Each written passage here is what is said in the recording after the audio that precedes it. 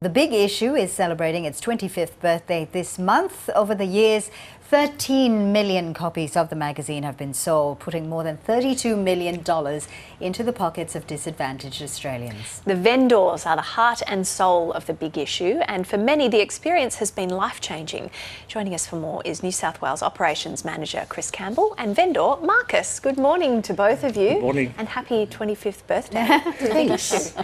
Chris, for people who don't know, who haven't heard of The Big Issue, what is it and what does it aim to do? Sure. The Big Issue has a variety of programs, but the one that most people know about is the street magazine. So if you see the guys in the bright floral vest standing on the corner selling the magazine, we exist to provide meaningful work and an income for disadvantaged people. And so a variety of people come to The Big Issue, and we've been doing it for 25 years. Amazing. 25 years. Wow. How does that make you feel, Marcus? It's exciting, Yeah. but it's kind of scary because it makes me realise how long I've been doing it as well. So How long have you been doing it? I started in Melbourne in June 1997, Wow. edition 21. So it's been quite the journey so far. What led you to start selling it, Marcus?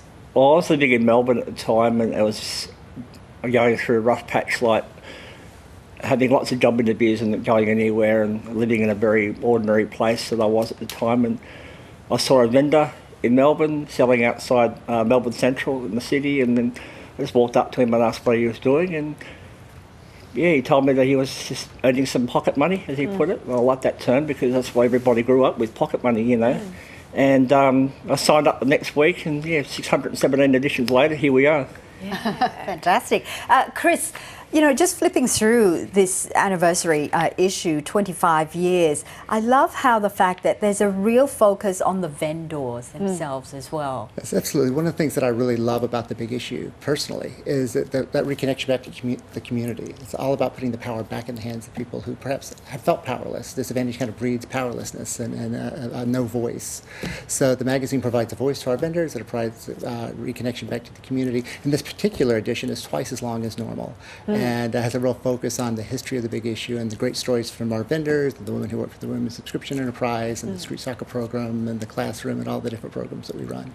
And Marcus, speaking of that connection, it's one thing, the pocket money is one thing and the work is another thing, but also it's about the connection to the community and the conversations that you have. What's that interaction like?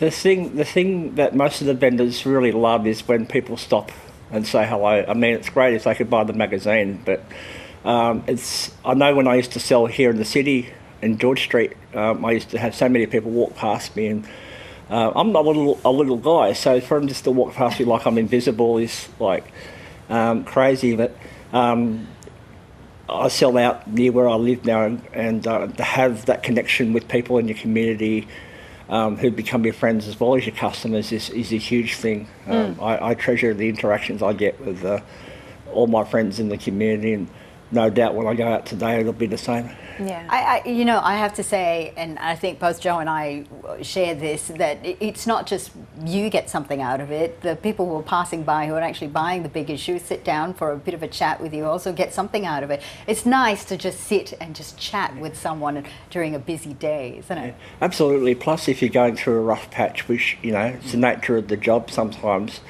it's nice to have people checking up on you, seeing how you're going. You know, during the period last year when we couldn't work, I was getting messages all the time from people, and it helped, you know, to get through that period where I couldn't work.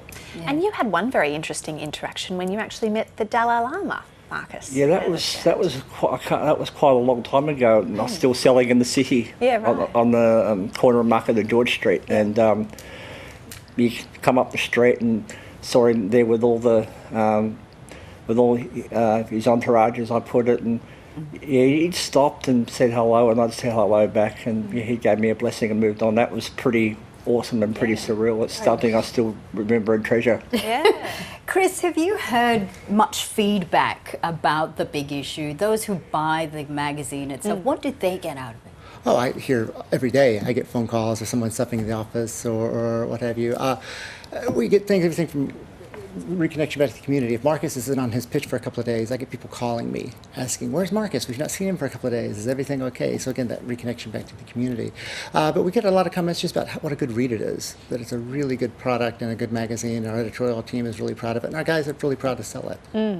Has it evolved over the years, and how so? Yeah, I think the magazine itself has evolved. As in the time that I've been with The Big Issue, it's just gotten better and better and better. I think probably the most important evolution has been just how we get it out to the public. You know, Yeah. people don't carry cash anymore. Yeah, I was going to ask that, Yeah, especially yeah. after COVID, people aren't really. So a couple of years ago, we started trialing a variety of different ways to do touchless payments, digital payments, and about 40% of our vendors now have taken up some form of digital payment. That I'm Yeah. sure that'll grow Yeah. over the years. Yeah, that's great. You know, Marcus, you have the perfect vantage point to chat with people and to watch human behaviour. Has there been anything that surprised you over the years?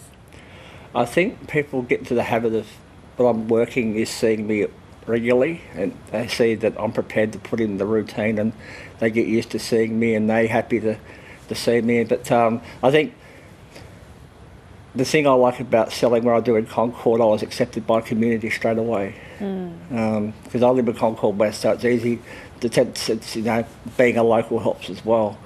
But I always joke because I knew I was always accepted at Concord, but when you're on board with all the local mothers, you know you're golden.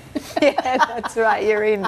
And what about the community within The Big Issue with the other vendors as well? Yeah, I quite often, sometimes when I do classroom talks, I always joke that sometimes we're the most dysfunctional family, but we make it work. Yeah. Because at the end of the day, regardless of our backgrounds and where we've all come from, we all have one, goal, and that's to make our lives better. And getting out there and selling, even on the really cold days, you put the effort in, you get the rewards. Yeah. It's Fantastic. real dedication too. Marcus and Chris, it's great to have you on the program this morning and to meet you, and congratulations on the 25 years. A very happy birthday. Great, thank you and so thanks much. for joining us this morning. Thanks for having us. Thank you.